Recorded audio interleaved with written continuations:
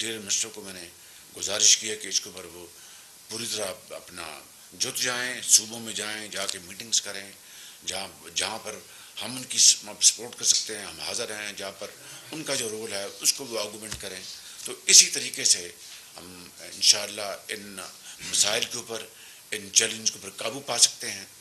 اور مجھے پورا یقین ہے کہ کوئی شک نہیں کہ بہت یعنی مشکل حالات ہیں، کوئی شک نہیں کہ چیلنجز بڑے سخت ہیں، لیکن وہی قومیں وہ کامیابی سے ہمکنار ہوتی ہیں جو ہمت نہیں ہارتی اور جو with unity of thought and action, جو محنت سے، دن رات محنت سے اور پسینے گرا کر وہ اپنی مقام حاصل کرتی ہیں. اور مجھے اللہ تعالیٰ کے فضل و کرم سے پورا یقین ہے کہ پاکستانی قوم میں اتنی، ان میں الحمدللہ طاقت ہے، بہت جری قوم ہے، بڑی محنتی قوم ہے. تو انشاءاللہ ہم مل کر ہم ان مسائل کو ہم حل کریں گے اور ون ڈے سون ہم انشاءاللہ کامیابی کا جھنڈا گاڑیں گے.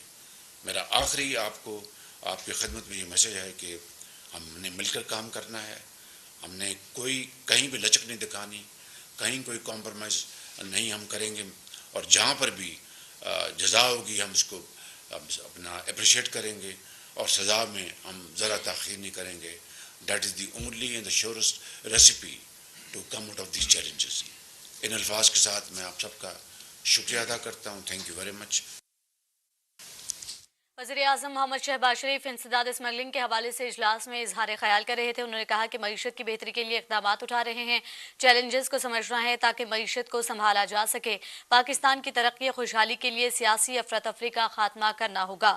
انہوں نے کہا کہ وفاق، صوبے اور ادارے سب مل کر یکسوئی سے کام کریں گے. گزشتہ 24 دنوں میں معیشت کے حوالے سے مختلف اجلاس کیے ہیں. انہوں نے مزید کہا کہ پاکستان کو غیر قانونی تجارت اور اسمگلنگ نے بے پناہ نقصان پہنچایا ہے. اتحادی حکومت نے 2022 میں 2.5 لاکھ ٹن چینی برآمد کی اجازت دی تھی. جو چینی بیچ کر ہم ڈالر کما سکتے تھے وہ افغانستان سمگل ہونے سے نقصان ہوا ہے. وزیر اعظم نے کہا کہ بجلی چوری سے سالانہ 400 تا 500 ارب روپے کا بھی نقصان ہوا ہے. اب تک کے لیے اتنا ہی. مزید باخبر رہنے کے لیے ہمارے آج ریپیٹیشن میں جائے بغیر چند باتیں آج کی میٹنگ کے حوالے سے جو ریلیونٹ ہیں وہ میں دوبارہ عرض کرنا چاہوں گا کہ جس مقصد کے لیے ہم یہاں پر آج اکٹھے ہوئے ہیں. سب سے پہلی بات جو پاکستان کو بے پناہ نقصان جس نے پہنچایا ان 76 سالوں میں، وہ انلیگل ٹریڈ، اسمگلنگ.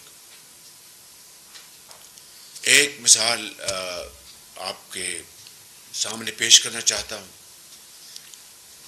کہ 2022-23 میں جو چینی کی پیداوار تھی پاکستان میں، اس کو سامنے رکھ کر ہماری جو کولیشن گورنمنٹ تھی اس نے ایکسپورٹ کے لیے کوئی 2.5 لاکھ ٹن کی اجازت دی. بہت محتاط طریقے سے ہم نے یہ فیصلہ کیا. اس کے بعد ہمیں بتایا گیا جی کہ جو سرپلس جو اس کا تخمینہ ہے اتنا نہیں ہے، تو ہم نے روک دیا. مگر یہ حقیقت ہے کہ چینی افغانستان سمگل ہو گئی. اسی طریقے سے جو بجلی کی جو چوری ہے اس حوالے سے سال کا 400-500 ارب روپے ایک تخمینہ ہے کہ چوری میں چلا جاتا ہے. باقی جو سسٹم کے اندر جو کمزوریاں ہیں، ٹرانسمیشن لاسز، لائن لاسز اور دوسرے، وہ اس کے علاوہ ہے. اسی طرح پیٹرولیم کے میدان میں وہاں پر بھی ہماری جو ہے چوری ہوتی ہے گیس کی. پھر ریونیوز میں وہ تو بات آپ کے سامنے آ چکی ہے کہ کھربوں روپے کے جو محصولات جو آنے چاہیے